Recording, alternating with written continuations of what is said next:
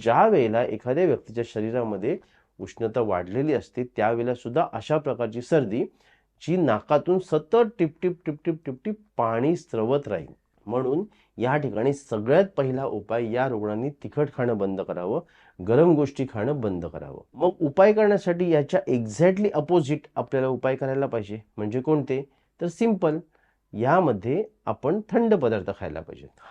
आता बघा, या ठिकाणी कसं असतं की ही जी सर्दी असते ना, ही थंड पदार्थ खाऊन कमी होते. पण थंड पदार्थ खायचे म्हणजे स्पर्शाला थंड असणारे पदार्थ नाही, तर जे स्वभावतः थंड असतील आणि रक्तामध्ये जाऊन उष्णता कमी करणारे असे जे पदार्थ असतील ते खाणं या ठिकाणी अपेक्षित आहे.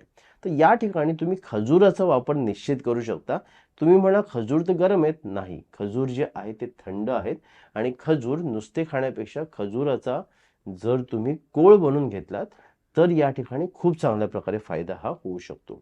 दुसऱ्या बाजूला तुम्ही या सर्दीसाठी वाळ्याचा वापर करू शकता. वाळा सुद्धा थंड असतो, त्यामुळे तुम्हाला ते घ्यायला काही हरकत नाही. तिसरा उपाय म्हणजे या ठिकाणी आहारामध्ये ज्वारीची भाकरी, गव्हाची चपाती तुम्ही निश्चित वापरू शकता. त्याने सुद्धा हा त्रास कमी व्हायला निश्चित मदत होते. जसं जसं तुम्ही हे उपाय करत जाता तसं तसं रक्तातली उष्णता कमी होत जाते आणि रक्तातली उष्णता कमी झाल्याच्या नंतर तुम्हाला नाकामध्ये एक औषध टाकणं गरजेचं असतं, जेणेकरून हा त्रास पुन्हा पुन्हा न व्हावा यासाठी. आणि नाकामध्ये टाकणारं औषध म्हणजे वितळलेलं तूप.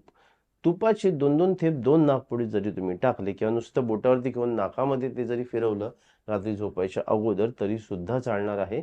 त्याच्याने सुद्धा नाकाची ताकद वाढते, नाकाची इम्युनिटी वाढते आणि त्याने सुद्धा सर्दी कमी व्हायला मदत होते.